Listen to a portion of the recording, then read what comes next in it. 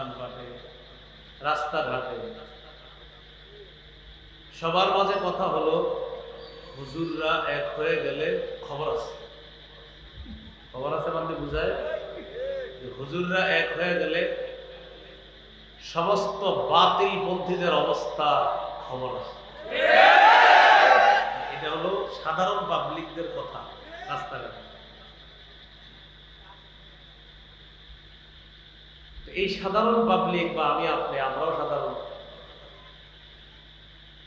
তো আমাদের সবার একটা কথা বিভিন্ন মিডিয়া মাধ্যমে সবাই খালি বলে ইস যদি মিলে যায়, যদি অমুকে অমুকে এক হয়ে যায়।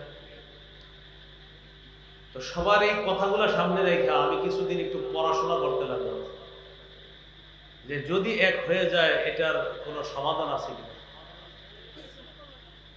আমি পড়াশোনা করে দেখলাম আপাতত মৌলিকভাবে 9টি বিষয়ে যদি গুরুত্ব দিতে পারে মুসলমান, তাহলে মুসলমানদের মধ্যে একতা এটা আশা করা যায়। কয়টা বিষয়? সেটা আমার পড়াশোনা, বাকি আরো বিজ্ঞ ওলামায়ে কেরাম আরো বেশি বলবে। তা আমার কাছে পড়াশোনা করে মনে হলো 9টা বিষয়ে গুরুত্ব দেওয়া দরকার একতাবদ্ধভাবে যদি আমরা কিছু করতে চাই। 9টি বিষয় আমি সংক্ষেপে বলি, এরপর বিস্তারিত। 9টি বিষয় সংক্ষেপে মনে রাখেন। 1 নম্বর, প্রতিটি মুসলমান ইসলামে পরিপূর্ণভাবে অনুপ্রবেশ করতে হবে। 2 নম্বর, প্রত্যেকটা মুসলমানের এই মানসিকতা থাকা যে আমি আল্লাহর দ্বীনের সহযোগী হব।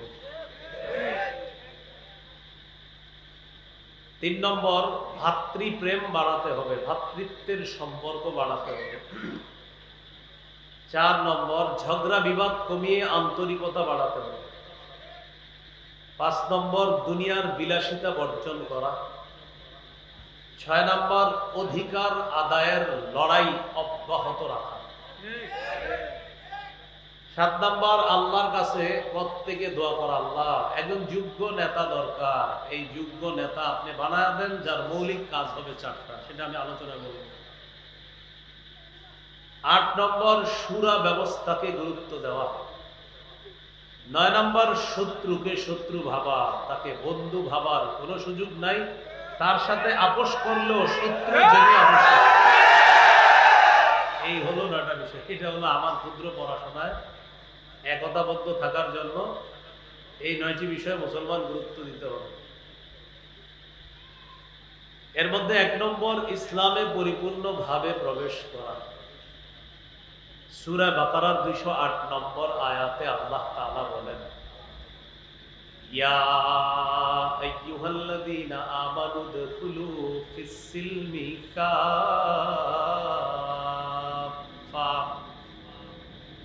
হে ঈমানদারগণ, তোমরা ইসলামে পরিপূর্ণভাবে প্রবেশ করো।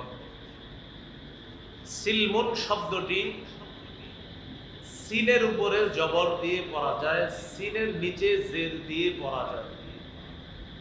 সিনের নিচে জের হলে হবে সিলমুন, অর্থ হবে ইসলাম।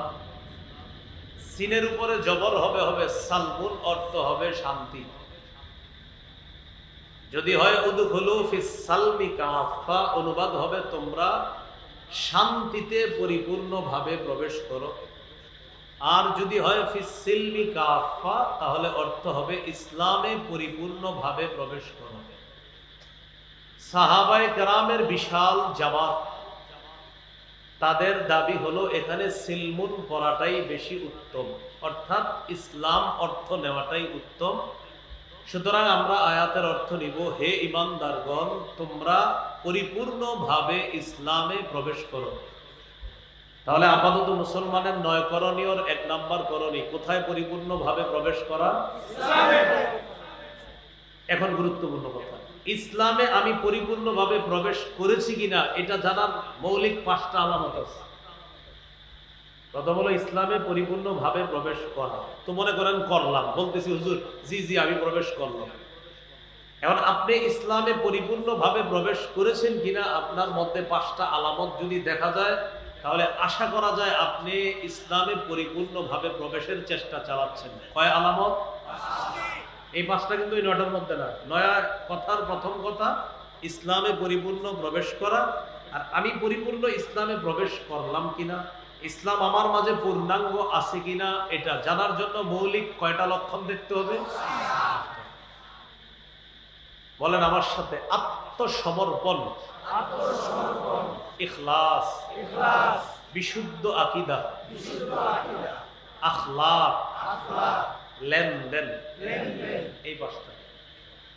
1 নম্বর আত্মসমর্পণ করা আল্লাহর কাছে। 2 নম্বর ইখলাসের সাথে প্রতিটি ইবাদত করা।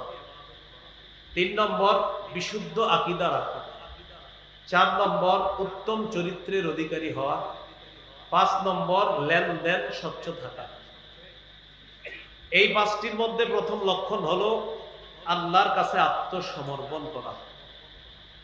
সূরা মুমিন বা সূরা গাফিরের 66 নম্বর আয়াতে আল্লাহ তাআলা বলেন, কুল ইন্নী নুহিতু আন আ'বুদাল্লাযীনা তাদউনা মিন দুনিল্লাহ লাম্মা জাআনিয়াল বায়্যিনাতু মির রাব্বি ওয়া উমিরতু আন উসলিমা লিরাব্বিল আলামিন। আল্লাহ তাআলা নবীকে বলেন, হাবিব আপনি বলেন, ইন্নী নুহিতু আন আ'বুদাল্লাযীনা তাদউনা মিন দুনিল্লাহ, তোমরা আল্লাহ ছাড়া যাদেরকে ডাকো তাদের ইবাদত করতে আমাকে নিষেধ করা হয়েছে।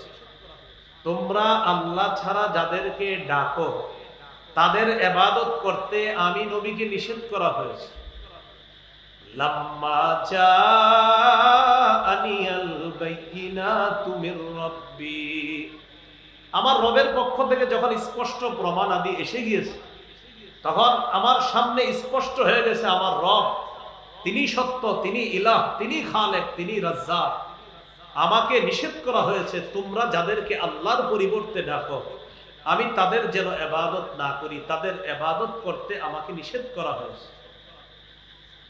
আর আদেশ করা হয়েছে কি, ওয়া উমিরতু আন উসলিমা লিরাব্বিল আলামিন, আমাকে আদেশ করা হয়েছে আমি যেন বিশ্ব জগতের রব আল্লাহর কাছে আত্মসমর্পণ করি। এটা নবীজিকে বললেন। সূরা বাকারার 131 নম্বর আয়াতে আল্লাহ তাআলা বলেন, ইদ ক্বালা লাহু রাব্বুহু আসলিম ক্বালা আসলামতু লিরাব্বিল আলামিন। নবী ওই সময়কে স্মরণ করুন যখন ইব্রাহিম আলাইহিস সালাতু ওয়াস সালামকে তার রব বললেন, আসলিম, ইব্রাহিম আপনি আত্মসমর্পণ করেন। ক্বালা আসলামতু লিরাব্বিল আলামিন, ইব্রাহিম নবী জবাব দিলেন সাথে সাথে আমি বিশ্ব জগতের রব আল্লাহর কাছে আত্মসমর্পণ করলাম। এবার আমার সাথে সবাই বলেন, আত্মসমর্পণকারীকে মুসলিম বলে, মুসলিমকে আত্মসমর্পণকারী বলে। ইব্রাহিম নবী বলেন আত্মসমর্পণকারী পিতা হিসাবে সন্তানদের ধর্মের নাম রেখেছে ইসলাম, আর তাদের নাম রেখেছে মুসলিম। ইব্রাহিম নবী আমাদের জাতির পিতা, তিনি আত্মসমর্পণকারী। আল্লাহ বলছে আত্মসমর্পণ করেন, তিনি বললেন করলাম।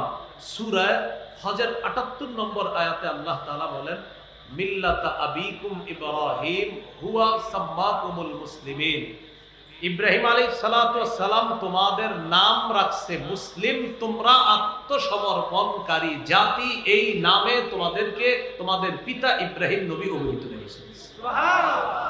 তাহলে আমরা আত্মসমর্পণকারী জাতি মানি আমরা মুসলিম, আমরা মুসলিম মানি আমরা আত্মসমর্পণকারী জাতি।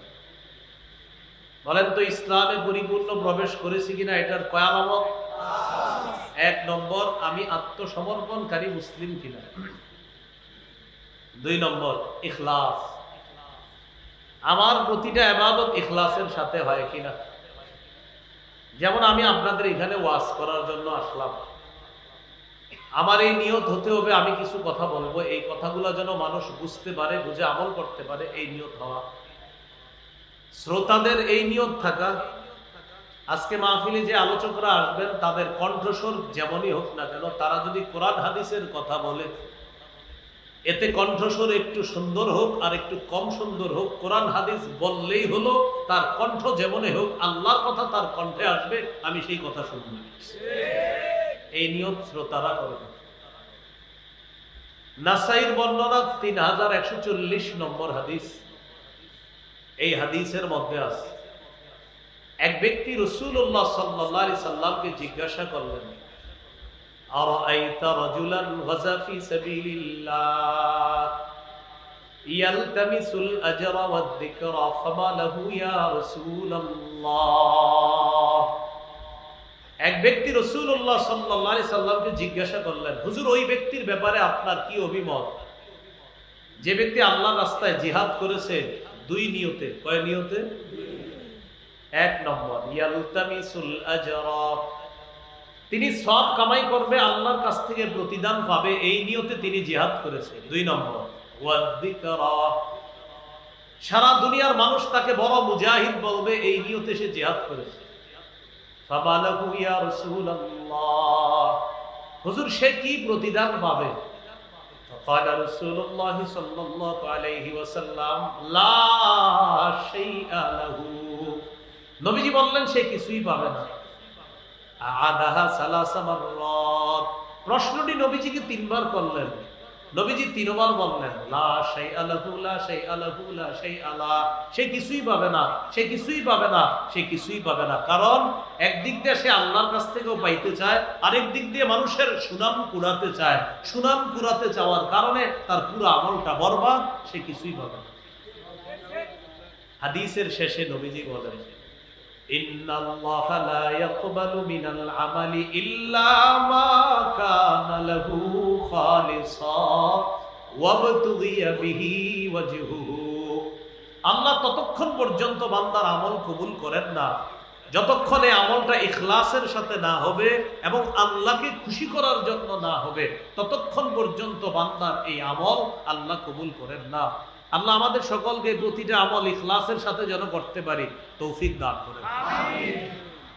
আল্লাহ তাআলা বলেন, কুল ইন্নী উমিরতু আন আ'বুদাল্লাহা মুখলিসাল লাহুদ্দিন। সূরা জুমারের 11 নম্বর আয়াতে আল্লাহ বলেন, নবী আপনি বলেন, উমিরতু আন আ'বুদাল্লাহা মুখলিসাল লাহুদ্দিন, নবী আপনি বলেন আমাকে আদেশ করা হয়েছে আমি যেন দ্বীনকে খাঁটি করে আল্লাহর জন্য ইবাদত করি, অর্থাৎ আমি ইখলাসের সাথে যেন প্রতিটা ইবাদত করি, এই ব্যাপারে আমাকে আদেশ করা হয়েছে। আচ্ছা, আমরা পরিপূর্ণ ইসলামে প্রবেশ করেছি কিনা? কয় আলামত? 1 নম্বর আত্মসমর্পণ, 2 নম্বর ইখলাস, 3 নম্বর বিশুদ্ধ আকীদা। বলেন আমার সাথে, আকীদায় শিরিক থাকা যাবে না, বেদাত থাকা যাবে না। এখন দেখতে হবে আমার আকীদায় শিরিক আছে কিনা, বেদাত আছে কিনা। যদি শিরিক বেদাত থাকে আর যদি বলেন ইসলাম কায়েম করবো, ইসলাম কায়েম করবো, হবে না। আকীদায় শিরিক বেদাত থাকলে সর্বনাশ। শিরিক যদি থাকে তা আপনার তো সব বরবাদ, জান্নাত হারাম, জাহান্নাম আপনার ঠিকানা। সূরা নিসার 48 নম্বর আয়াতে আল্লাহ তাআলা বলেন, ইন্নাহু মাইয়ুশরিক বিল্লাহ ফাকাদ হারামাল্লাহু আলাইহিল জান্নাহ ওয়া মাওয়াহুন নার। যে ব্যক্তি আল্লাহর সাথে শিরক করে, ফাকাদ হারামাল্লাহু আলাইহিল জান্নাহ, আল্লাহ তার জন্য জান্নাত হারাম করে দেয়, ওয়া মাওয়াহুন নার, তার ঠিকানা জাহান্নাম। তিরমিজির এক বর্ণনা, রাসূলুল্লাহ সাল্লাল্লাহু আলাইহি সাল্লাম বলেন, আতানি আতিম মির রাব্বি, আল্লাহর কাছ থেকে একজন ফেরেশতা আমার কাছে আসছে, ফাখাইয়ারানি বাইনা আন ইউদখিলা নিসফা উম্মতি আল জান্নাহ ওয়া বাইনা আশ-শাফাআ। আমার কাছে এক ফেরেশতা এসে বলে, ইয়া রাসূলুল্লাহ, আপনার কাছে দুইটা বিষয় নিয়ে আসছি, দুইটার যে কোনো একটা আপনি গ্রহণ করতে পারেন। 1 নম্বর, আপনি চাইলে আপনার উম্মতের অর্ধেক জান্নাতে নিয়ে যেতে পারেন। 2, আপনি চাইলে উম্মতের জন্য সুপারিশ করতে পারবেন, তবে আপনি দুইটা নিতে পারবেন না, দুইটার যে কোনো একটা গ্রহণ করতে হবে। কেন আপনি কি অর্ধেক উম্মত জান্নাতে নিবেন না সুপারিশ গ্রহণ করবেন? আপনি জানায় দেন। فقال رسول الله صلى الله عليه وسلم اخترت الشفاعة। রাসূলুল্লাহ সাল্লাল্লাহু আলাইহি সাল্লাম বললেন, আমার অর্ধেক উম্মত জান্নাতে গেলে বাকিদের কি অবস্থা হবে? তাই আমি বুদ্ধি করে সুপারিশটাই গ্রহণ করলাম। আমি ততক্ষণ সুপারিশ করতেই থাকবো যতক্ষণ আমার উম্মতকে জান্নাতে নিতে পারবে না। তবে সবাই বলেন, তবে সুপারিশ শুধু তাদের জন্য হবে যারা শিরিক করবে না। শিরিক যারা করবে না, এই সুপারিশ তাদের জন্য হবে। রাসূল সাল্লাল্লাহু আলাইহি সাল্লাম বলেছেন, ওয়াহিয়া লিমান লা ইউশরিকু বিল্লাহি শাইআ। এই সুপারিশ তাদের জন্য হবে যারা শিরিক করবে না। তাহলে আকীদা বিশুদ্ধ হওয়া, আকীদায় শিরিক রাখা যাবে না, বেদাত রাখা যাবে না। শিরিক মুক্ত আকীদা নিয়ে যেন কবরে যেতে পারি, আল্লাহ তৌফিক দান করেন। আমিন। সহিহ বুখারীর বর্ণনা 6861 নম্বর হাদিস। এই হাদিসের বর্ণনাকারী আব্দুল্লাহ ইবনে মাসউদ রাদিয়াল্লাহু তাআলা তিনি বলেন, قال رجل يا رسول الله أي الذنب أكبر عند الله। এক ব্যক্তি রাসূলুল্লাহ সাল্লাল্লাহু আলাইহি সাল্লামের কাছে জানতে চাইলেন, হুজুর আল্লাহর কাছে সবচেয়ে বড় পাপ কোনটি? فقال رسول الله صلى الله عليه وسلم أن تدعو لله ندا وهو خلقك। আল্লাহ তোমাকে সৃষ্টি করেছেন, এই আল্লাহর সাথে অন্য কাউকে সমকক্ষ হিসাবে ডাকা, এটা হলো সবচেয়ে বড় পাপ। ক্বালা সুম্মা আইয়ুন ইয়া রাসূলুল্লাহ। প্রশ্ন করলেন, এরপর সবচেয়ে বড় পাপ কোনটি? ক্বালা রাসূলুল্লাহ সাল্লাল্লাহু আলাইহি ওয়াসাল্লাম আন তাকতুলা ওয়ালাদাকা মাখাফাতা আইয়াতআমা মাআক। এরপর সবচেয়ে বড় অপরাধ, তুমি তোমার সন্তানকে এই ভয়ে হত্যা করা যে সন্তান তোমার খাদ্যে অংশগ্রহণ করবে, এই ভয়ে সন্তানকে হত্যা করা। সন্তান প্লেটে খাবে, এই ভয়ে সন্তানকে হত্যা করা। এরকম হত্যাকাণ্ড এই এলাকায় ঘটে না, কিন্তু পৃথিবীতে ঘটে। এলাকা না ঘটলেও কোথায় ঘটে বলেন? পৃথিবীতে। কিভাবে ঘটে? এক সন্তান নেওয়ার পর 10 বছর আর সন্তান হয় না, 5 বছর সন্তান হয় না। কেন? কয় কে খাওয়াবে? তো এই জাতীয় মানসিকতা তো এইদিকে নাই, আমি ভাবছি নাই। তো এই যে এক সন্তান হয়, হওয়ার পরে আবার লম্বা সময় 5 বছর 7 বছর সন্তান হয় না। কেন হয় না? কে খাওয়াবে? আল্লাহ তাআলা বলেন না, ওয়ালা তাকতুলু আওলাদাকুম খাশিয়াতা ইমলাক। সূরা বনী ইসরাঈলের 32 নম্বর আয়াত আল্লাহ তাআলা বলেন, ওয়ালা তাকতুলু আওলাদাকুম খাশিয়াতা ইমলাক। সূরা বনী ইসরাঈলের 33 34 এই আয়াতগুলো, 32 33 34 আয়াতগুলোতে অনেকগুলো নিষেধাজ্ঞা আছে। এর মধ্যে একটা, লা তাকতুলু আওলাদাকুম খাশিয়াতা ইমলাক, দারিদ্রতার ভয়ে তোমাদের সন্তানকে তোমরা হত্যা করো না। এখন বলেন, এই যে অনেক মানুষ আর সন্তান নেয় না কেন? কই কে খাওয়াবে? আল্লাহ তাআলা বলেন, নাহনু নারযুকুকুম ওয়া ইয়্যাহুম। আর 7 পারায় বলছে, নাহনু নারযুকুকুম ওয়া ইয়্যাহুম, তোমাদেরকেও আমি খাওয়াই, তাদেরকেও আমি খাওয়াই। বলেন, বাপরে কে খাওয়ায়? সন্তানকে কে খাওয়াবে? এক জায়গায় বলছে, নাহনু নারযুকুহুম ওয়া ইয়্যাকুম, সন্তানদেরকেও আমি রিজিক দেই, তোমাদেরকেও আমি রিজিক দেই। আরেক জায়গায় বলছে, নাহনু নারযুকুকুম, তোমরা যারা বাবা তোমাদেরকেও আমি রিজিক দেই, ওয়া ইয়্যাহুম, সন্তানদেরকেও আমি রিজিক দেই। ক্বালা সুম্মা আইয়ুন ইয়া রাসূলুল্লাহ। হুজুর এরপর সবচেয়ে বড় পাপ কোনটি? ক্বালা আন তুজানি হালিলাতা জারিকা, তুমি তোমার প্রতিবেশীর স্ত্রীর সাথে ব্যভিচার করা। এরপর সবচেয়ে বড় পাপ প্রতিবেশীর স্ত্রীর সাথে ব্যভিচার করা। প্রতিবেশীর স্ত্রী এলাকায় আমানত, তার দিকে খারাপ দৃষ্টি না দেওয়া প্রতিটা মুসলমান যুবক, ছোট বড় সবার দায়িত্ব কর্তব্য। এলাকার একটা অন্যের স্ত্রী, তার দিকে যেন কেউ খারাপ দৃষ্টি না দেয়, এটা ছিল এলাকাবাসীর দায়িত্ব কর্তব্য। কিন্তু স্বামীর অনুপস্থিতিতে ছলে বলে কৌশলে ফুসলি একটা নারীর সাথে আপনি অপকর্মে লিপ্ত হলেন, আর সে যদি প্রতিবেশী হয়, রাসূলুল্লাহ সাল্লাল্লাহু আলাইহি সাল্লাম বলেন, কিয়ামতের ময়দানে দাগী দাগী অপরাধীদের মধ্যে তাকেও দাঁড় করানো হবে। নাউজুবিল্লাহ। তো এর মধ্যে 1 নাম্বার শিরিক করা, মুশরিক সবচেয়ে বড় দাগী, প্রধান আসামি হিসাবে দাঁড় করানো হবে কিয়ামতের মাঠে। আল্লাহ শিরকি কথা, কর্ম, আকীদা থেকে আমাদেরকে হেফাজত করেন। তাহলে আমরা শিরিক করব না, শিরকি কথা বলবো না, শিরকি আকীদা রাখবো না। এরপরে আরেকটা হলো বেদাত। কি বলেন তো? বেদাত। এখন আবার বেদাত কিভাবে করে মানুষ মানে করে বেদাত? ইমাম সাহেব যখন বলে ভাই এটা বেদাত, তখন ইমাম সাহেবকে বলে হুজুর করলে তো মজা লাগে, একটা হিট আসে মনের মধ্যে, এটা করলে কি আসে? করে বেদাত। কিন্তু হুজুর যখন বলে, প্রতীক সাহেব বুঝায় ভাই এটা বেদাত, হুজুর এটা করলে তো একটা হিট আসে। কেমন হিট আসে? কয়টা করলে একটা আবেগ কাজ করে, শরীরে একটা হিট আসে, একটা মায়া আসে, একটা মহব্বত আসে, এরপর চোখের পানি আসে, করে বেদাত।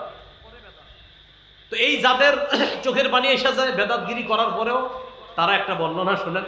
ইমাম মালিক রহমতুল্লাহি আলাইহি বলেন, মান ইবতাদা ফিল ইসলামি বিদআতান ইয়ারাহা হাসানা ফাকাদ জাআমা আন্না মুহাম্মাদান খানার রিসালা।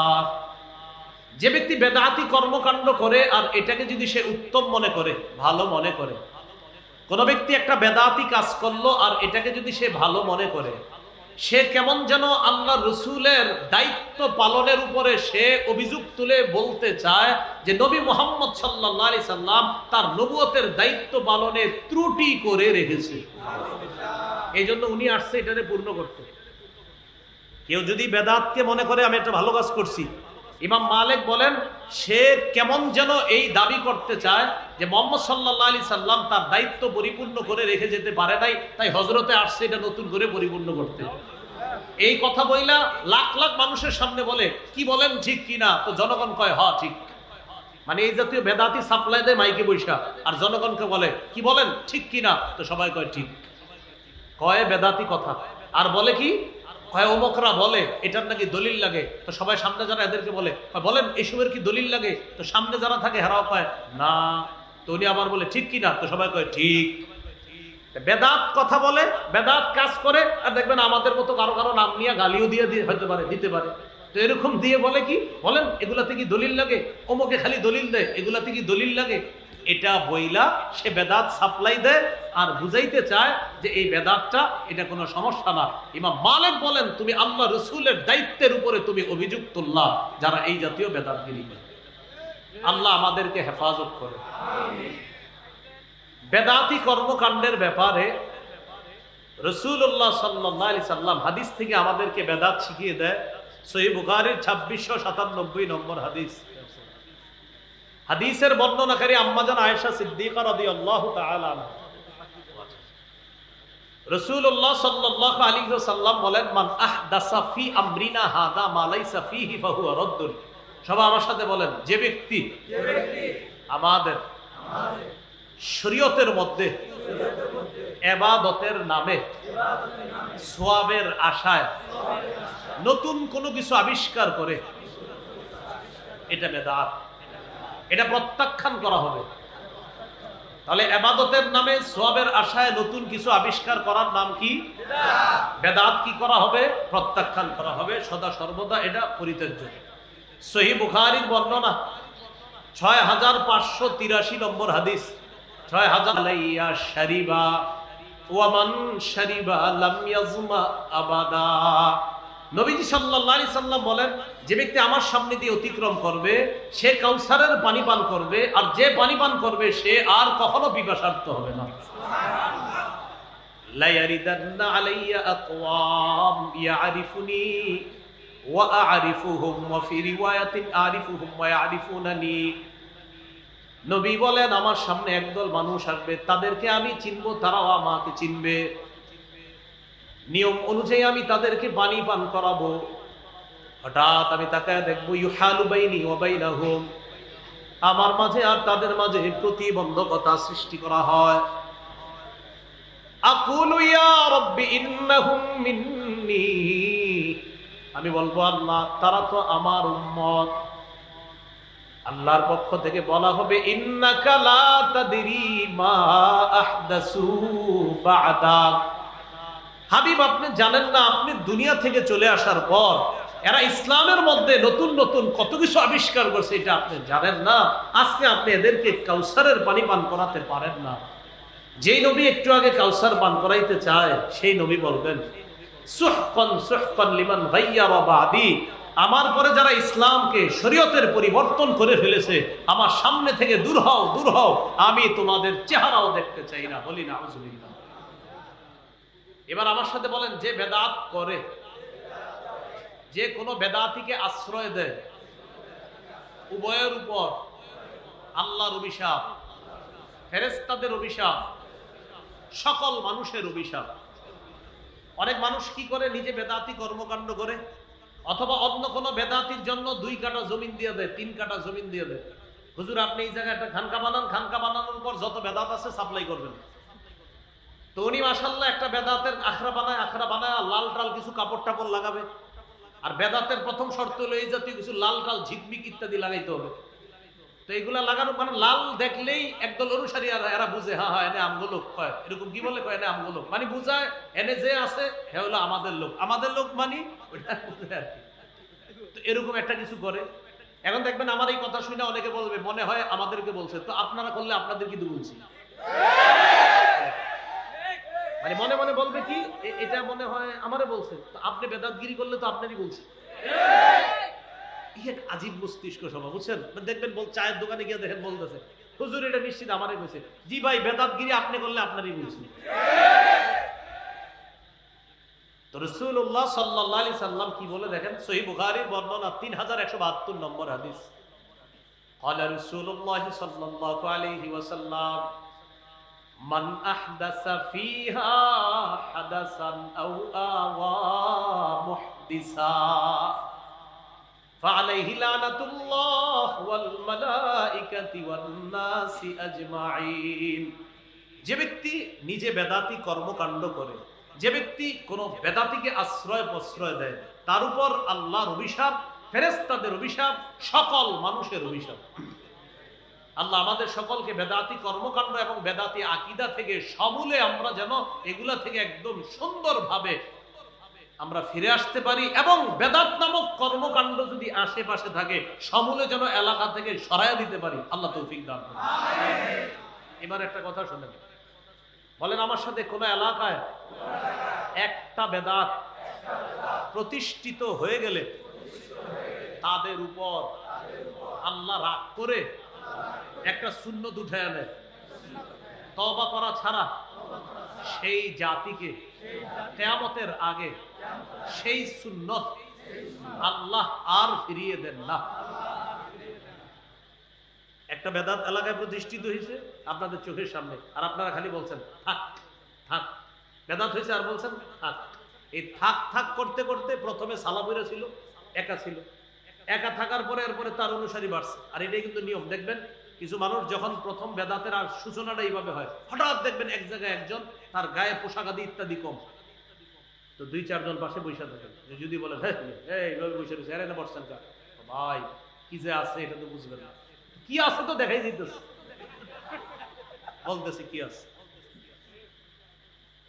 হ্যাঁ ভাই, এই কথাটা মনে রাখেন, এখনো পীরের নাম কিভাবে হয় ল্যাংটা।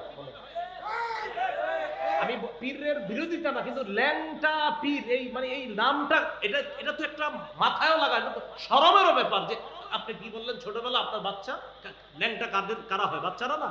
একটা পীরের নাম আপনি দিয়ে দিলেন ল্যাংটা। মানে আচ্ছা, আপনি শরীয়ত ঠিক আছে, শরীয়ত আপনাদের কি বলে সেটা পরে বলি, আপনার আকলরে জিজ্ঞাসা করেন আপনি নামটা দিলেন কিভাবে? কি কয় পীর, কয় কি পীর, কয় ল্যাংটা পীর। এটা তো অসুস্থ মস্তিষ্ক ছাড়া এটা সম্ভব না। এবং একদল মানুষ এটারে আপনারা বলতেন কয় কি যে আছে জানেন না, তো নামের মধ্যেই তো বোঝা যাইতেছে কি আছে। রাসূলুল্লাহ সাল্লাল্লাহু আলাইহি সাল্লাম বলেন, এলাকায় একটা বেদাত প্রতিষ্ঠিত হয়ে গেলে ওই এলাকা থেকে একটা সুন্নত আল্লাহ উঠায় নেয়, এই জাতির উপরে আল্লাহ রাগ করে তাদেরকে সেই সুন্নত ফিরায় দেয় না। আমি এই হাদিসটা নিয়ে চিন্তা করি আর চিন্তা করি, মেসওয়াক করার সুন্নত সবাই জানি। আম্মা জানা আয়েশা সিদ্দিকা বলেন, নবী ঘর থেকে যখন বের হতেন সর্বশেষ মেসওয়াক করতেন। ঘরে ঢুকে সমস্ত কাজের প্রথমে সর্বপ্রথম নবী মেসওয়াক করতেন। ঘর থেকে বের হতেন, সর্বশেষ কাজ মেসওয়াক। ঘরে ঢুকতেন, সর্বপ্রথম কাজ নবীর মেসওয়াক। নবীজি বলেন, জিবরিল আমিন আমাকে এত বেশি মেসওয়াক করতে বলছে, আমি টেনশনে পড়ে গেলাম, না জানি আমার দাঁতগুলো ভেঙে ফেলতে হয় মেসওয়াক করতে করতে, এত বেশি মেসওয়াক করতাম। আব্দুল্লাহ ইবনে ওমর রাদিয়াল্লাহু তাআলা আনহুমা বিছানায় মেসওয়াক রেখে দিতেন, ঘুম ভাঙতো মেসওয়াক করতেন, আবার ঘুমায় গেছে মেসওয়াক পাশে রাখা, আবার ঘুম ভাঙছে আবার মেসওয়াক করছে, আবার এইভাবে রাখা, আবার ঘুম ভাঙছে আবার মেসওয়াক করছে। আরে আপনি এত মেসওয়াক করেন কেন? হাবিবের হাদিস থেকে বুঝছি মেসওয়াকের গুরুত্ব কত। তো এই সুন্নতটা আমরা সবাই জানি, কিন্তু পালন করতেছি না কেন? ওই আমার আপনার চোখের সামনে বেদাত হচ্ছে, বাধা দিচ্ছি না, আল্লাহ রাগান্বিত হয়ে আমাদেরকে তৌফিক দিচ্ছে না নসরত করা। অসংখ্য অগণিত সুন্নত করতে পারি, কিন্তু করতেছি না। আপনি দেখবেন অসংখ্য মানুষ এই খানার শুরুতে বিসমিল্লাহ বলা, আপনার অটোমেটিক ভাবে আমরা বিসমিল্লাহ বলতেছি না, অথচ সবাই জানি বিসমিল্লাহ বলা সুন্নাহ, কিন্তু এরপরেও বিসমিল্লাহ বলতে ভুলে যাচ্ছি কেন? আল্লাহ রাগ করে, সামনে বেদাত হচ্ছে, রাগান্বিত হয়ে এই সুন্নাহের তৌফিক দিচ্ছে না। তো বলছিলাম, এলাকায় বেদাত প্রতিষ্ঠিত হয়ে গেলে এটা সবাই মিলে প্রতিহত করা দায়িত্ব, কর্তব্য। বলেন ইনশাআল্লাহ। এলাকায় বেদাত প্রতিষ্ঠিত হতে দিয়েন না। ক্বালা রাসূলুল্লাহ সাল্লাল্লাহু আলাইহি ওয়াসাল্লাম, মাবতাদা কওমুন ফি দীনিহিম বিদআতান ইল্লা নাযাআল্লাহু মিন সুন্নাতিহিম সুন্নাতা সুম্মা লা ইউঈদুহা ইলাইহিম ইলা ইয়াউমিল কিয়ামাহ। সুনানে দারিমি হাদিসের কিতাব 54 নম্বর হাদিস। রাসূলুল্লাহ সাল্লাল্লাহু আলাইহি সাল্লাম বলেন, কোন জাতি যখন তাদের ধর্মের মধ্যে একটা বেদাত আবিষ্কার করে, আর এই বেদাত যদি এলাকায় প্রতিষ্ঠিত হয়ে যায়, আল্লাহ সেই জাতি থেকে একটা সুন্নত ছিনায় নেয়। কিয়ামতের আগে ওই জাতিকে সেই সুন্নত আর আল্লাহ ফিরায় দেয় না। আল্লাহ আমাদেরকে হেফাজত করেন, আমিন। তাহলে প্রিয় ভাইয়ারা বলেন আমার সাথে সবাই, শিরকি আকীদা রাখবো না, বেদাতি আকীদা রাখবো না, শিরকি কথা বলবো না, বেদাতি কথা বলবো না, শিরকি কর্ম করব না, বেদাতি কর্ম করব না, শিরকি মজলিসে বসবো না, বেদাতি মজলিসে বসবো না, শিরকি মজলিস দেখতে যাব না, বেদাতি মজলিসও দেখতে যাব না। মনে থাকবে ইনশাআল্লাহ। ইসলামে প্রবেশ করেছি কিনা কয় লক্ষণ? 1 নম্বর আত্মসমর্পণ, 2 নম্বর ইখলাস, 3 নম্বর বিশুদ্ধ আকীদা। আকীদায় বেদাত থাকা যাবে না, শিরিক থাকা যাবে না। 4 নম্বর উত্তম চরিত্র। এটা জরুরি বিষয়, উত্তম চরিত্র। এটা মসজিদের সামনের কাতারেই বোঝা যায় উত্তম চরিত্রের বিষয়টা। কোথায়? মসজিদের সামনের কাতারে।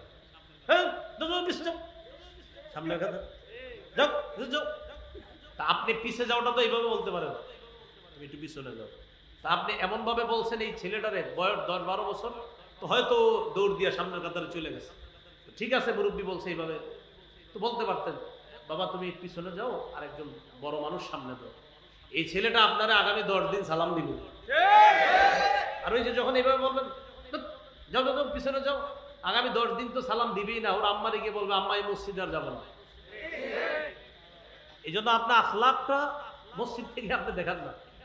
এরপরে মসজিদে খুতবা চলতেছে, মাশাআল্লাহ, খতিব সাহেব ভাষণ দিয়ে খুতবা দিতেছে, মুসল্লিরা একদম মনোযোগ সহকারে খুতবা শুনতেছে। ইতিমধ্যে এলাকার এক হোমলা চোমলা নেতা আইসা সবার ঘাট ডিঙায় সামনে যেতেছে।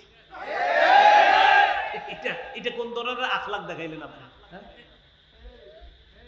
এটা তো আপনি আখলাক দেখাইলেন, সুন্দর হলো না বিষয়টা? তো এই বিষয়গুলো বাংলাদেশে না থাকলেও পৃথিবীতে আছে। বাংলাদেশে আছে বলেই তো আমি বলছি। এই হলো আপনার আখলাক, এই বিষয়টা ঠিক রাখা।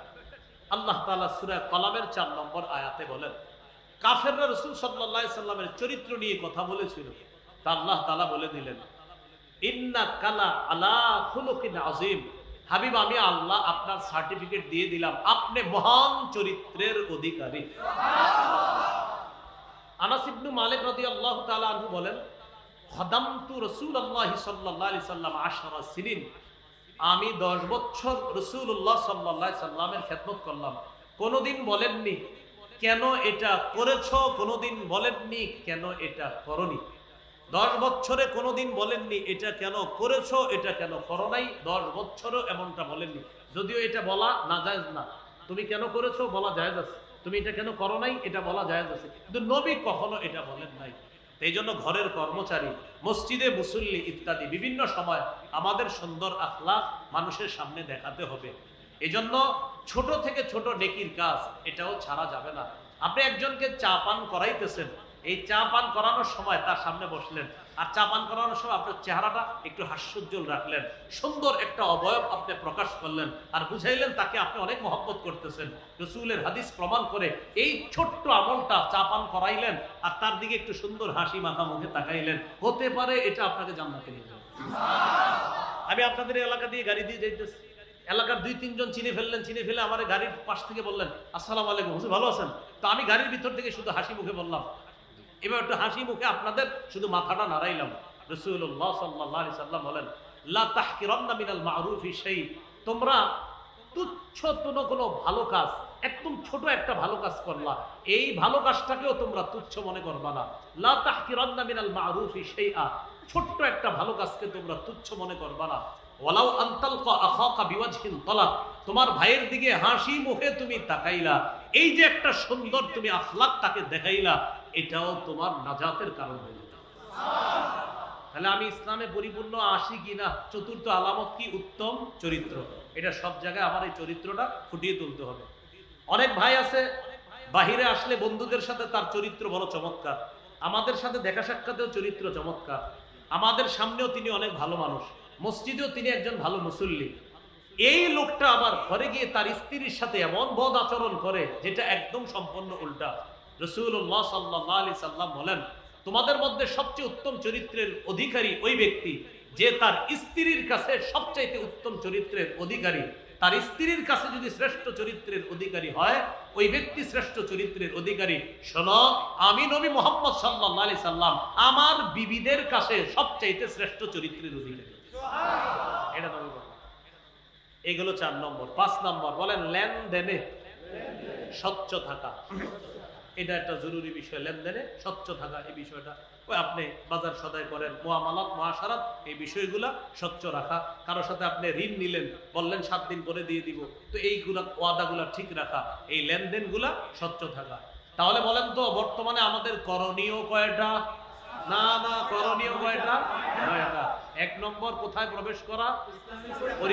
পরিপূর্ণ প্রবেশ করেছি কিনা? কয় আলামত? 5 আলামত। আল্লাহ আমাদের সকলকে এই 5টি আলামত গ্রহণ করে ইসলামে পরিপূর্ণভাবে প্রবেশ করার তৌফিক দান করুন। 2 নম্বর মনে আছে কারো? না, 2 নম্বর করণীয় আল্লাহর দ্বীনের সহযোগী হওয়া। আল্লাহর দ্বীনের সহযোগী 9 কাজের দ্বিতীয় কাজ আল্লাহর দ্বীনের সহযোগী হওয়া। আল্লাহ তাআলা সূরা মুহাম্মদের 7 নম্বর আয়াতে বলেন ইন তানসুরুল্লাহ, যদি তোমরা আল্লাহকে সাহায্য করো, মানে আল্লাহর দ্বীনকে সাহায্য করো, ইয়ানসুরকুম, আল্লাহ তোমাদেরকে সাহায্য করবে। মনে রাখবেন আল্লাহর একটা অলঙ্ঘনীয় মূলনীতি হলো আল্লাহর দ্বীনের সহযোগিতা যারাই করবে আল্লাহ তাদেরকে সাহায্য করবে। এটা একটা অলঙ্ঘনীয় মূলনীতি, যে মূলনীতিতে কোনো রকমের লঙ্ঘন হবে না। আপনি আল্লাহর দ্বীনের সহযোগী হবেন তো আল্লাহ নিশ্চিত আপনাকে সাহায্য করবেন। শুধু কি সাহায্য, ওয়াইসাব্বিত আকদামাকুম, মরণ পর্যন্ত যতদিন দ্বীনের সহযোগী করবেন, সহযোগী থাকবেন, আল্লাহ আপনাকে হেদায়েতের উপর অটল রাখবে, আপনার পাগুলা ইসলামের উপর আল্লাহ মজবুত রাখবে। সূরা হজের 39-40 নম্বর আয়াতটা শুনি। সাহাবায়ে কেরামকে মক্কা থেকে বের করে দিস, হিজরত করে তারা চলে গেলেন মক্কায়। তো মক্কার মসজিদ থেকে আপনি যখন বের হবেন, বের হয়ে দেখবেন একটা রাস্তা আছে ইব্রাহিম খলিল রাস্তা, আরেকটা রাস্তা আছে শারিউল হিজরা, হিজরা রুট, এটাকে বলে হিজরতের রাস্তা। এই রাস্তাটায় যে আমি কতবার গেছি, শুধুমাত্র এই কারণে খালি রাস্তাটায় যেতাম আর আমি ভাবতাম আমাদের নবী ঠিক এই রাস্তাটা দিয়ে হিজরতে বের হয়েছে। রাস্তা দিয়ে হিজরতে কিন্তু আপনি বের হয়েছে কিভাবে? মনে করেন এইভাবে বের হয়ে, নবী কিন্তু যাবে এই দিকে না, নবী যাবে ওই দিকে, কথার কথা, কিন্তু বের হয়েছে এই দিক দিয়ে, বের হয়ে ওই দিক দিয়ে ঘুরে আবার ওই দিকে। এই হিজরা রোডটা এইভাবে, আমি ওখানে গেলে আপনাদেরকে এত সুন্দরভাবে দেখাইতে পারতাম যে ঠিক এই দিক দিয়ে গিয়ে এইভাবে গিয়ে এইভাবে আল্লাহ রাসূল আবার মদিনার দিকে রওনা করছে। এই যে শারিউল হিজরা, হিজরা রোড, এই রাস্তাটায় যখন আপনারা হজ উমরা যাবেন, ওখানে গিয়ে শুধু হজ উমরা করবেন, করার পরে কি করে সব দেখি খালি মার্কেটে ঘুরে। এটা না করে একটু ভাববেন, এলাকাটায় হাঁটবেন আর চিন্তা করবেন যে আবু বকর সিদ্দিকের ঘর বাড়ি ছিল এখানে, ওমর ফারুক রাদিয়াল্লাহু তাআলা আনহুর ঘর বাড়ি ছিল, ওসমান গনির ঘর বাড়ি ছিল, আমার নবীর ঘর বাড়ি ছিল।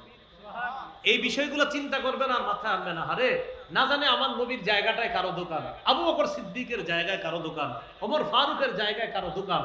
এইগুলো চিন্তা করবেন আর ভাববেন যে তারা নবীরে কতটা মহব্বত করত যে নিজেদের ধন সম্পদ সবকিছু ছেড়ে হিজরত করে মক্কা থেকে মদিনা চলে গেছে। 13 বছর মারখিস শুধু সহ্য করছে। সহ্য করার পর যখন মদিনায় গেছে আল্লাহ তাআলা বলে দিলেন উযিনা লিল্লাযীনা ইউকাতালুনা বিআন্নাহুম যুলিমু ওয়া ইন্নাল্লাহা আলা নাসরিহিম লাকাদির। যাদেরকে অত্যাচার করা হচ্ছে তারা মাজলুম, যাদেরকে অত্যাচার করা হচ্ছে তারা কি মাজলুম। 13 বছর অত্যাচার করা হয়েছে। কয় বছর? 13 বছর অত্যাচার করা হয়েছে সাহাবায়ে কেরাম। 15 বছর না, কিন্তু 13 বছর না, মানে ওখানে কোরআনে কয় বছর? 13। হ্যাঁ, 13 বছর অত্যাচার করা হয়েছে। বিআন্নাহুম যুলিমু, তারা মাজলুম। তো আল্লাহ তাআলা বলেন তাদেরকে বের করে দেওয়া হয়েছে ঘর থেকে। আল্লাযীনা উখরিজু মিন দিয়ারিহিম বিগাইরি হাক, তাদেরকে অন্যায়ভাবে ঘর থেকে বের করে দেওয়া হয়েছে। তাদের অপরাধ কি? ইল্লা আইয়াকুলু রাব্বুনাল্লাহ, তাদের অপরাধ তারা বলতো আমাদের রব। অপরাধ কি? রব। বাস এটাই অপরাধ ধরছে। কাফেররা বের করছে কেন? কি অপরাধে বের করছেন? এরা কয় রব আল্লাহ। কি কারণে সাহাবীদেরকে বের করে দিছে? তারা বলে রব আল্লাহ। তো তোমরা কি কও? আমরা বলি আল্লাহ প্রধান আর আমাদের দেবদেবীরা হলো সহযোগী। আল্লাহ প্রধান, লাত উজ্জাত মানাত এরা হলো সহযোগী, আর সাহাবীরা তারা শুধু বলে রব আল্লাহ। তো এই জন্য বের করে দিচ্ছে। তা আল্লাহ বলেন 13 বছর সহ্য করছো। উজিনা, এবার জিহাদের অনুমতি দেওয়া হয়েছে। কিসের অনুমতি দেওয়া হলো? এরপরে 40 নম্বর আয়াতে আল্লাহর অলঙ্ঘনীয় সেই মূলনীতিটা আল্লাহ বলে দিচ্ছেন, ওয়ালা ইয়ানসুরান্নাল্লাহু মাইয়ানসুরুহু, যে ব্যক্তি আল্লাহকে সাহায্য করবে, আল্লাহ দ্বীনের সহযোগী হবে, তারা সংখ্যায় যদি 313 হয় অবশ্যই আল্লাহ তাদেরকে সাহায্য করবে। সংখ্যায় যদি কম হয় আল্লাহ তাদেরকে কি করবেন? সাহায্য করবেন। হ্যাঁ, এটা হলো আল্লাহর অলঙ্ঘনীয় বিধান। প্রিয় ভাইরা, সংখ্যায় যদি কম হন, আল্লাহর দ্বীনের সহযোগী হন, আল্লাহর ওয়াদা আমি আল্লাহ তোমাদেরকে সাহায্য করব। তাহলে কি শিখলাম আমরা? আল্লাহর দ্বীনের সহযোগী হওয়া, এটা হলো বর্তমান পরিস্থিতিতে আমরা মুসলমানদের দ্বিতীয় কাজ। 3 নম্বর কাজ বলেন, ভাতৃ প্রেম বাড়িয়ে দেওয়া, ভাতৃত্বের সম্পর্ক বাড়ানো। কে মাযহাবি, কে লামাযহাবি, কে ওয়াহাবি, কে সুন্নি, আপাতত এই বিষয়টা বাদ দিয়ে সবাই এক হয়ে যেতে হবে। শুনেন, কিছুদিন পরে আবার না হয় আমরা শুরু করলাম যে ভাই শুনো, এবার হাত কোথায় বাঁধবা, কদিন পরে শুরু করি। কখন? আগে আমাদের গোড়াটা মজবুত করে নিই। মজবুত করার পরে এরপর না হয় হলো কি, তুমিও মুসলমান আমিও মুসলমান, এবার আসো কি বলো, হাত কই বাঁধবেন এটা নিয়ে কথা হবে। তো চলেন এবার কথা বলি। তো আগে কি? আগে চলো আমরা ইসলামটা একটু মজবুত করে নিই, এরপরে আমরা কথা বলবো, সমস্যা নেই। 584 এই 2 হাদিস মিলিয়ে রাসূল সাল্লাল্লাহু আলাইহি সাল্লাম বলেন, আনা ফারাতুকুম আলাল হাউজ, কিয়ামতের ময়দানে আমি তোমাদের আগে আগে হাউজে। এটা হলো আমার একটা প্রাণের দাবি, মনের দাবি। আপাতত এই ইয়াটা কিছুদিন অফ রেখে আপাতত মুসলমান সবাই ভ্রাতৃত্বের সম্পর্কটা বাড়ায়, যদি মুসলমানরা খালি আপনার কিছুদিনের জন্য এক হয়ে যায়, আর কোনো মতে যদি নির্বাচনটা হয়ে যায়, মুসলমানদের এদেশে ইসলাম ঠেকানোর সামর্থ্য কারণে।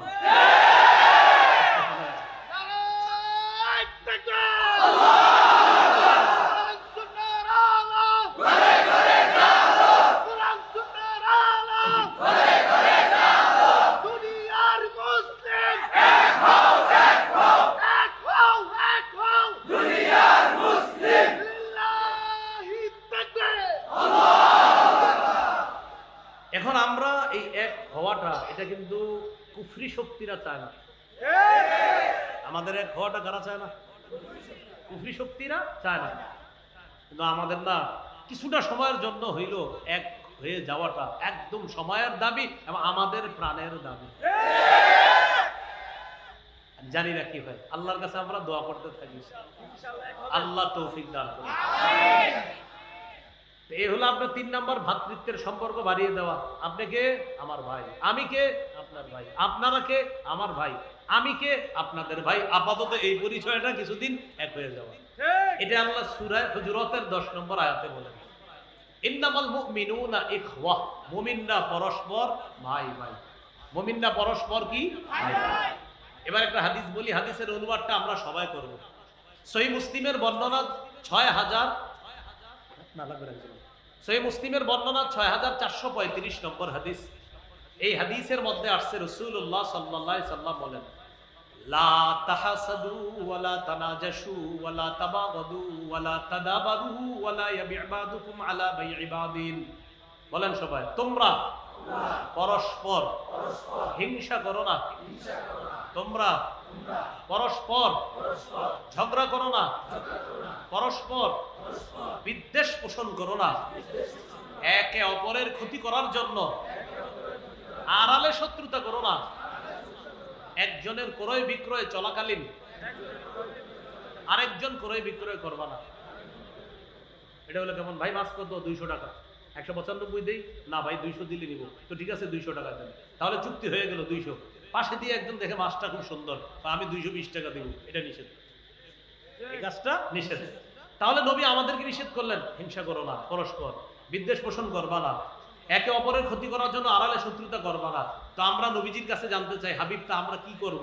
নবীজি বলে দিলেন, কুনু ইবাদাল্লাহি ইখওয়ানা।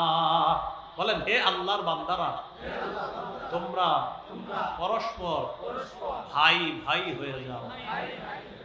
তাহলে আমাদেরকে কি হয়ে যেতে বলছে? তাহলে আপাতত হিংসা বিদ্বেষ পরশ্রীকাতরতা লোভ লালসা ইত্যাদি এটা বাদ দিয়ে আপাতত কে কার সাথে বহস তর্ক ইত্যাদি কিছুদিন আমরা রাখি। আপাতত আমরা এক হই যে আমরা মুসলমান, যে কোনো মূল্যে এদেশে ইসলাম চাই।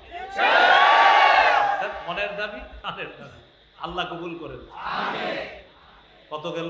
3।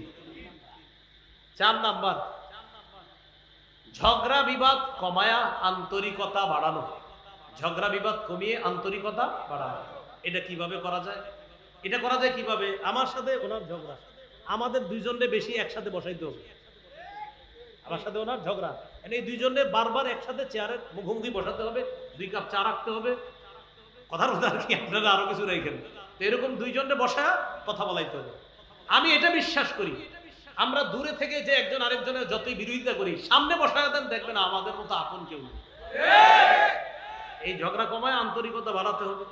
এই ব্যাপারে আল্লাহ তাআলা বলেন, ওয়া আতিউল্লাহ ওয়া রাসূলাহু ওয়া লা তানাযাউ ফাতাফশালু ওয়া তাযহাবা রিহুকুম। তোমরা আল্লাহর আনুগত্য করো, নবীর আনুগত্য করো। ওয়া লা তানাযাউ, তোমরা পরস্পর ঝগড়া করো না। যদি ঝগড়া করো ফাতাফশালু, দুর্বল হয়ে যাবা। ওয়া তাযহাবা রিহুকুম, তোমাদের শক্তি খর্ব হয়ে যাবে।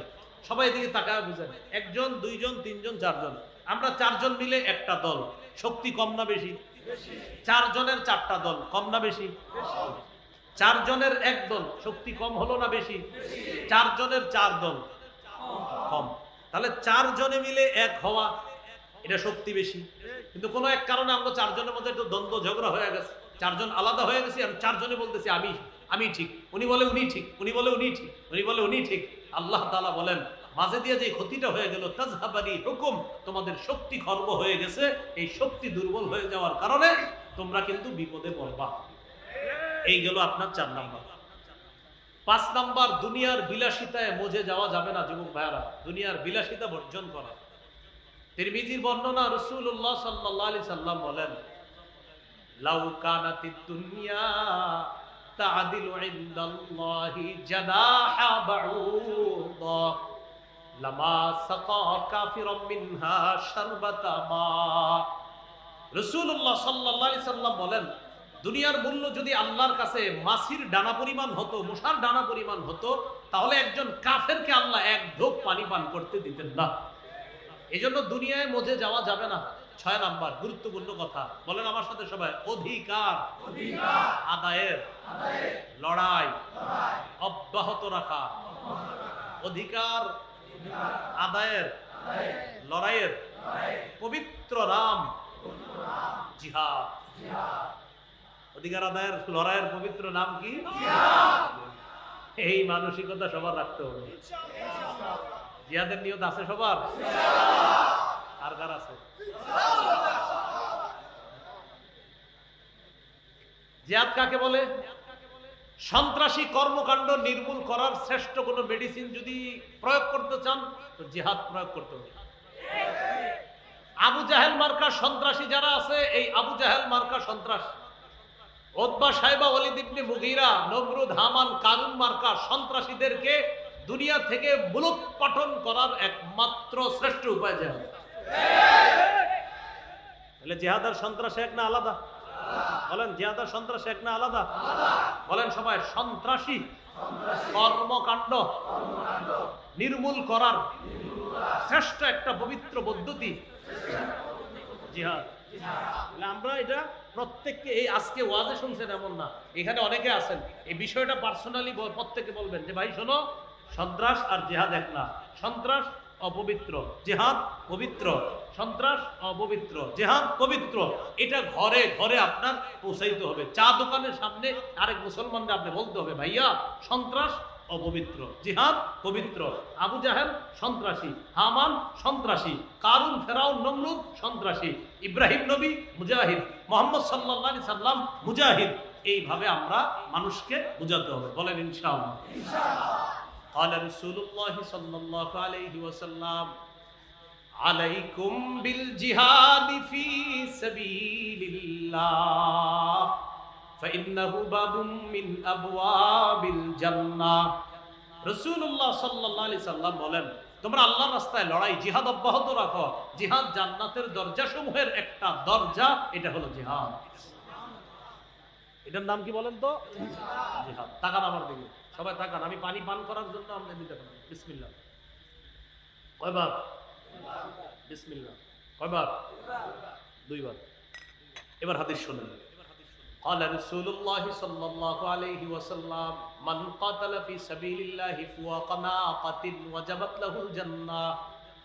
কেউ যদি ওটের দুধ পান করে, এই ওটের দুধ দুইবার পান করে, ওটের দুধ দুইবার পান করতে, দুই ঢোক পান করতে যতটুকু সময়ের প্রয়োজন, এতটুকু যদি কেউ আল্লাহর রাস্তায় জিহাদ করে, তার জন্য জান্নাত ওয়াজিব হয়ে যায়।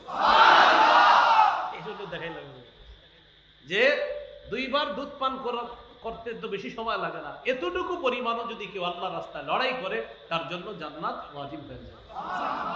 তাহলে আল্লাহ, পুরুষ শাসক বর্তমানে দেশে আছে, আর জীবনেও পুরুষের পরিবর্তে অন্য কিছু চাই না।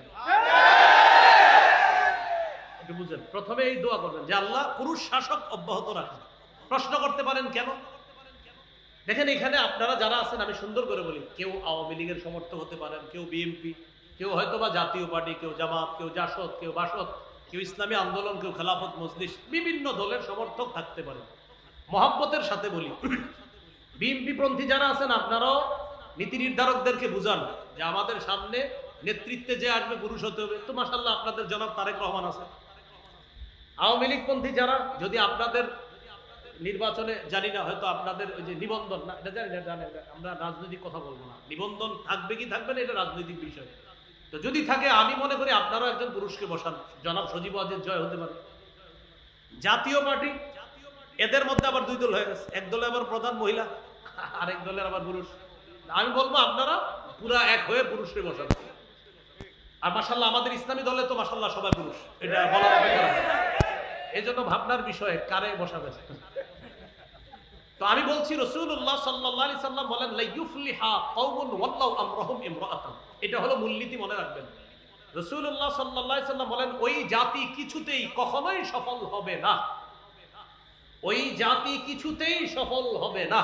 আবার বলছি, বলেন, ওই জাতি কিছুতেই, আবার ওই জাতি কিছুতেই, যারা তাদের নেতৃত্বে কোনো নারীকে বসায়। সোজা হিসাব নবীজির বক্তব্য। নবীজি বলে দিয়েছেন, যারা তাদের দায়িত্বে কোনো নারীকে বসাবে, এই জাতি কখনো সফল হবে না। এই জন্য আমি কিন্তু মহব্বতের সাথে বলছি, আপনারা যে যেই দলে করেন, সবাই আপনাদের পুরুষ নীতি নির্ধারক যারা, তাদের সাথে কথা বলেন। আমি রাজনীতি বক্তব্য পারিও না, বলিও না, কিন্তু আমি শুধু বললাম পরামর্শ হিসাবে, যদি সফলতা চান পুরুষ লাগবে। এটা রাসূল সাল্লাল্লাহু আলাইহি সাল্লামের মূলনীতি। সফলতা চাও তো এই জাতি কিছুতেই সফল হবে না যদি তারা তাদের নেতৃত্বে কোনো নারীকে বসায়, তারা কখনো কি হবে না, সফল হবে না। আল্লাহ আমাদের সকলকে কথাগুলা বুঝে শুনে আমল করার তৌফিক দান করেন। এবার পুরুষ যে শাসকটা হবে, আল্লাহর কাছে দোয়া করতে হবে, আল্লাহ এমন একজন শাসক বানায় দেন, যিনি মৌলিকভাবে আমাদের দেশে 4টি বিধান প্রথমে বাস্তবায়ন করবে। কয়টি? 4টি বিধান বাস্তবায়ন করবে। আল্লাহ তাআলা বলেন, আল্লাযীনা ইম্মাক্কানাহুম ফিল আরদ আকামুস সালাহ ওয়া আতাউজ যাকাতা ওয়া আমারু বিল মা'রুফি ওয়া নাহাউ আনিল মুনকার সূরা হজের 41 নম্বর আয়াত আল্লাহ তাআলা বলেন, আমি যাদেরকে শাসন ক্ষমতায় বসাবো তাদের মৌলিক কাজ হবে চারটা। কয়টা? বলেন, নামাজ কায়েম করা, যাকাত আদায় করা। যাকাতের বিধান যদি রাষ্ট্রীয়ভাবে চালু হয়ে যায়, সুদ সালাম দিয়া ভাঙবে। সুদ বলবে আমি আর থাকবো না, তা আমি বড় বিপদে আছি। কেন? যাকাত যেইভাবে শুরু হয়েছে আমি সুদ আর টিকতে পারবো না। এলো 2 নম্বর। 1 নম্বর নামাজ কায়েম করা, 2 নম্বর যাকাত বিধান পালন করবে, এটা হলো শাসকের দ্বিতীয় কাজ। হলো 3 নম্বর ওয়া আমারু বিল মারুফ, নেক কাজের আদেশ করবে। 4 নম্বর ওয়া নাহাউ আনিল মুনকার, অসৎ কাজ থেকে নিষেধ করবে। এই হবে শাসকের 4টা কাজ। তো অসৎ কাজ থেকে নিষেধ করবে, এখানেই তো সব আইসা যায়। এখানে আপনার সবকিছু আইসা যায় যে কোন ধরনের দুর্নীতিকে যিনি প্রশ্রয় দিবেন না, এমন একজন শাসক হবে। তাহলে আমরা আল্লাহকে আজকে থেকে আমি যত মাহফিলে যাইতেছি, প্রায় মাহফিলে বা প্রায় জায়গায় ওয়াদা করাই যে ভাই আল্লাহর কাছে ডেলি প্রতিটা মুসলমান 2 রাকাত নামাজ অতিরিক্ত সালাতুল হাজাত এই নিয়তে পড়বেন, আল্লাহ মরণের আগে যেন এদেশে কোরআনের আইন দেখে যেতে পারি। 2 রাকাত নামাজ এই নিয়তে পড়বেন। মুসলমান হিসাবে আমার ধর্মীয় গ্রন্থ কোরআন আমি আল্লাহর কাছে দোয়া করবো, আল্লাহ কোর্ট, সুপ্রিম কোর্ট, হাইকোর্ট, জজ কোর্ট, সংসদে আল্লাহ কোরআনের বিধান এটা দেখতে চাই। এখন আপনার হিন্দু বন্ধু কলিগ যারা চাকরি করে তাদেরকে বুঝাইতে হবে এইভাবে। তারা বলবে, আচ্ছা তুমি যেহেতু ইসলামের জন্য দোয়া করো, কি হবে বলো তো? বলবেন, ইসলাম যদি জিতে যায় আমিও নিরাপদ, তুমিও নিরাপদ। হিন্দু কি বলতে হবে? ইসলাম জিতে গেলে আমিও নিরাপদ, তুমিও নিরাপদ। এই বিষয়টা অমুসলিমদেরকে আমরা মুসলমানরা বোঝাতে হবে। হিন্দু, বৌদ্ধ, খ্রিস্টান সবাই ইসলাম যদি কায়েম হয় সবাই নিরাপদ থাকবে। যার প্রমাণ বন্যায় অসংখ্য অগণিত অমুসলিম মসজিদ মাদ্রাসায় আসছে। আল্লাহ কথাগুলো বোঝার তৌফিক দান করুন। এগুলো 7 নম্বর। 8 নম্বর শুরা ব্যবস্থা। শুরা ব্যবস্থা, পরামর্শ করে কাজ করা, এটা খুব জরুরি। যেমন উপদেষ্টা মন্ডলী এখন যারা, তারা দেখা যাইতেছে মাসে মাসে ওই রাজনৈতিক দলগুলোর সাথে পরামর্শ করে, এটা একটা ভালো দিক। তারা যে পরামর্শ করে এটা কিন্তু ভালো দিক। পরামর্শে অনেক কিছুর সমাধান আসে, এই পরামর্শ এটা জরুরি। বাকি পরামর্শ শুরা ব্যবস্থা, এটা ইসলামী একটা শুরা ব্যবস্থা। এই বিষয়ে কথা বলা দরকার সবাই, যে শুরা জিনিসটা কি। খতিব সাহেবকে জিজ্ঞাসা করবেন শুরা জিনিস কি, এই বিষয়গুলো বেশি বেশি আলোচনা হওয়া দরকার, এগুলো বোঝা দরকার। আল্লাহ তাআলা বলেন ওয়াশাবিরহুম ফিল আমর, নবী আপনি তাদের সাথে যেগুলো বিষয়ে পরামর্শ করেন, পরামর্শ করার পর ফাইদা আযামতা, আপনি যখন দৃঢ় প্রতিজ্ঞা করে ফেলবেন, ফাতাওয়াক্কাল আলাল্লাহ, তখন আল্লাহর উপর ভরসা করবেন। তাহলে 8 নাম্বার শুরা ব্যবস্থা, এটা জোরদার করা। আর এই বিষয়গুলো আমরা খুব গুরুত্ব সহকারে নেওয়া। শুধু দাওয়াত তাবলীগের সাথী ভাইরা পরামর্শ করে, মাশওয়ারা করে, মাশওয়ারার কাজটা সুন্নতটা ঘরে ঘরে চালু করতে হবে। আপনারা পারিবারিক মিটিং গুলো করেন না, মিটিং এর নাম দিবেন মিটিং না, বলবেন শুরা, মাশওয়ারা। হ্যাঁ, মাশওয়ারা দিবেন, যে ঘরে বলবেন আজকে আমাদের পারিবারিক মাশওয়ারা আছে। তো মিটিংটা না বলে আমরা একটা ইসলামী শব্দ বলি, সমস্যা কি বলবো? মাশওয়ারা। আপনারা 4 জন 5 জন ব্যবসায়ী একসাথে ব্যবসা করেন, তো বলবেন ভাই আগামীকাল আমরা 5 জন একসাথে বসতে হবে। কেন, কোনো মিটিং আছে ভাই? এই জায়গায় এটা না বলে বলবেন ভাই কোনো মাশওয়ারা আছে? হ্যাঁ, আমাদের আগামীকালকে 5 জন ব্যবসায়ীর একটা মাশওয়ারা আছে। আমি চাইতেছি ইসলামী এই যে আপনার কথাগুলা, এই ইসলামী শব্দগুলা, এটা মুসলমানদের মুখে মুখে উচ্চারিত হোক, এই শব্দগুলো। এগুলো 8 নম্বর। 9 নম্বর বলেন, শত্রুকে কোনোভাবেই বন্ধু ভাবার সুযোগ নেই। শত্রুকে বন্ধু বানানো যাবে না। হ্যাঁ, মাঝে মাঝে অভিনয় করতে পারি আমরা, যে হ্যাঁ হ্যাঁ ঠিক আছে ঠিক আছে, তুমি, এর মানে এরকম না যে তুমি আমার বন্ধু। রাসূল সাল্লাল্লাহু আলাইহি সাল্লাম মদিনায় গেছে, ইহুদিদের সাথে কিছু বিষয়ে চুক্তি করছিলেন, তোমাদের বিপদে আমরা পাশে দাঁড়াবো, আমাদের বিপদে তোমরা পাশে দাঁড়াবো। এর মানে কি তাদের ইহুদিবাদকে সমর্থন করা? হ্যাঁ, আমাদের শত্রু যারা, তাদেরকে এরকম বলতে পারি মাঝে মাঝে, হ্যাঁ হ্যাঁ ঠিক আছে আপনাদের এই কাজ, এটা ঠিক আছে, এটা ঠিক না, ওটা ঠিক। মনে মনে রাখতে হবে, চান্দু তুমি কিন্তু আমার শত্রু, এটা কাজ করতে হবে। 1 নাম্বার, পরিপূর্ণ কোথায় প্রবেশ করতে হবে? ইসলামে আমি পরিপূর্ণ প্রবেশ করেছি কিনা, কয় লক্ষণ? 1 নম্বর আত্মসমর্পণ, 2 নম্বর ইখলাস, 3 নম্বর বিশুদ্ধ আকীদা, 4 নম্বর আখলাক, 5 নম্বর লেনদেনে স্বচ্ছ থাকা, 9 কাজের দ্বিতীয় কাজ আল্লাহর দ্বীনের সহযোগী হওয়া, 3 নম্বর ভ্রাতৃত্বের সম্পর্ক জোরদার করা, বাড়ানো, 4 নম্বর ঝগড়া বিবাদ কমিয়ে আন্তরিকতা বাড়ানো, 5 নম্বর দুনিয়ার বিলাসিতায় মজে যাওয়া যাবে না, এটা বিসর্জন করতে হবে, 6 নম্বর অধিকার আদায়ের লড়াই, এটা জেনে বুঝে অব্যাহত রাখতে হবে, এটার নাম জানি কি? 7 নম্বর যোগ্য নেতৃত্ব আল্লাহর কাছে চেয়ে নেওয়া। বলেন তো কোন নেতৃত্বে কখনোই সফলতা হবে না? এটা মাথায় রাখতে হবে। এটা হলো আপনার 7 নাম্বার। 8 নাম্বার সুরা ব্যবস্থা। 9 নাম্বার আমরা শত্রুকে শত্রুই ভাবতে হবে, বন্ধু ভাবার সুযোগ নাই। শত্রু যদি কখনো বন্ধুত্বের হাত বাড়ায়, সেখানে মনে মনে শত্রু রেখেই তার সাথে আমাদের কোনো কথা হতে পারে, বন্ধু ভাবার কোনো সুযোগ নাই।